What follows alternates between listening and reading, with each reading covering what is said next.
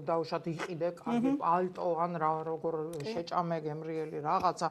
ამავე დროს აი ვისაც ამას ეუბნები, ხშირად მოგიბრუნდება და გეტყვის. რესტორნების წინ ადგილი არ არის, რომ მანქანა დააყენო. და ყოველ საღამოს ყველა რესტორანი არის სავსე.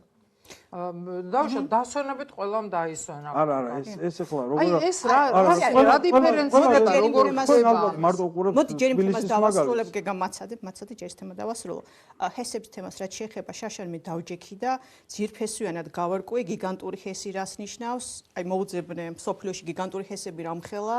ეს ჰესები მუდამ კონფლიქტის თემაა. თემაა. ხო, მომდევნო ეს ჰესი რეალურად გიგანტური რასაც ნიშნავს გიგანტური არ არის, იმიტომ თითქმის თბილისის ზღვის მასშტაბების იყო, როგორც მე ვნახე და სხვა აქ რაც ჰესები გვაქვს მათაც შევადე და ამის საბრძოლო მეცნობს მოძიებული, რომელიც აი ეკოსისტემას თლიანად ცulis, ანადგურებს იქაურ გარემოს. ხო, ჰესი ეკოსისტემას ცulis ახლა. ხო, და ანუ მცირე ჰესებზე გადასვლა საქართველოს რესურსებს თავისუფლად ეყოფა. ნებისმიერი განახლებადი ენერგიასაც მე მეგონა რომ მაგალითად თუ ქარის დავაყენებდით, უკეთესი იქნებოდა, მე აღმოვაჩინე რომ იქ ფრინველებს როგორ ეშლებათ ხელ და რაღაც უკუ ეფექტები აქვს მაგ ყველაფერს და აი რაც შეეხება სიღარიბეს, ხო, სიღარიბის თემა არის რაღაცნაირად ტკივნეული ჩემთვის, იმიტომ რომ ჯერ 90-იანები ვინც გამოვიარდა, ვინც პურისკში ვიდექი, ვიღაცის გამოცვლილი მეცვა. როგორც ყველა. წიგნები, ნათხოვარი წიგნები და მე შემაფრთხილებდა იქ არ ჩაჩხაპნო რამე, იმიტომ კიდე ვიღაცას ვაჩუქებთ, სხვასაც არ ექნება ეს ხო მეც გამოვიარე, მეც მახსოვს, მაგრამ ერთი წიგნი თაობებს კი, ეგრე იყო ზუსტად. ეხლა რასაც უყურეთ, იცით, მაგრამ მე ვიქნები ცოტა კრიტიკული, ხა შეიძლება ბევრს არ მოეწონოს, მაგრამ ისაც ხდება გარკვეულწილად არის მედიის ბრალიც. იმიტომ რომ მუდმივი ისტერიკული აქცენტირება ხდება იმაზე, რომ შიათ, ქვშია, არაფერი იცვლება, არ ვითარდებით და ისე არ შიათ? იცი რა არის, მაშინაც შიოდაც. ეხლა შია გარკვეულ ჯგუფებს და მომავალშიც ასე იქნება. მე შემთხვევით გუში ვნახე ზუსტად სტატისტიკა, რომ სოფლიოში 100 მილიონი ადამიანი ყოველ ღამე იძინებს მშიერი. ხო და როგორც არ უნდა განვითარდეს სოფლიო, ეს ხალხი. ანუ ეს არ არის მხოლოდ ჩვენი პრობლემა, ამის თქმა უნდა ჩვენი პრობლემა. თუმცა ჩვენთან არ იყო საბჭოთა რეჟიმის დროს და მაშინ ყველა კმაყოფილი იყო და გახარებოდა. ხო და რის თქმა მინდა იცით ნახეთ, აი დავასრულებ რომ ეხა კარგად გაიგოს მაყურებელთ, რომ გამოაძღავენ ვიცი, იმიტომ ეტყვია რომ აი მაშია, ამაშია და შენ ეხა არ გშია და იმიტომ ვამბობ მაგას.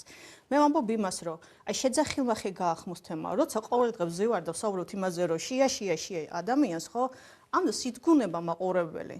რომელიც არ უნდა გააშუქო პერსპექტივა. მე ვიცი ხო, რასაც მეტყვით, რომ ეს არის რეალობა და უნდა შეხვდება და როგორ არ გავაშუქო, ხო, მაგრამ ნახე, როდესაც მეტი წილი აქცენტი კეთდება იმაზე, რომ იქ ვიღაცას შია და ჩვენ არ თავაზობთ რაღაც, პროპორციულად მაინც იმას, რომ თქვა როგორ დაუძლიოთ ეს ყველაფერი. ეხლა ეს კი არის სახელმწიფოს ვალდებულება, მაგრამ ეს პოლიტიკოსებმა უნდა შესთავაზოს, ჟურნალისტი ასახავს იმას, რაც ხდება.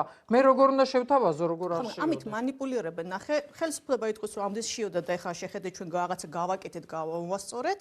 ოპოზიცია მუდმივად იტყვის, რომ არა, ჩვენ აქამდე ღარიბები ვიყავით, ეხლა ღარიბებთ. კი, რეალურად ღარიბი ქვეყანა ვართ, ხო, მაგრამ რაღაცა პროგრესი ნამდვილად არის. ეხლა მარტო რესტორნები კი მოგვაქვს, ეგ მაგალითად, მაგრამ პროგრესი არის, მაგრამ საქმე მასშია, რომ სისტემატურად მართლა შეძახება. ეგ ზანთვაში საცემი თემა არის და მაგიტომ სხვა დეტალები რამდენი ბრენდი შემოვიდა და მაღაზიები გაიხსნა თბილისში, ხო, თუნდაც. კი. ხო. და რეალურად მე მას ვამბობ, რომ შეძახილმახე გაახმოს თემა იქნება. ხა ადამიანს რომ ყოველ დღე ეთერი დავეუბნებით, რომ იმაშია, ხო ითრგუნება ეს მაყურებელი, მაგას ვამბობ. მთელი ნახევარ საქართველო დიეტაზეა. და ჩვენ შიმშილზე საუბრობთ, იმიტომ რომ სამწუხაროდ რეალური პრობლემა არის ეს შიმშილი. აი რა ირგვლივ გეგა ყავს ისეთი ღარიბი ადამიანები, რომლებიც მუდმივად გთხოვენ დახმარებას.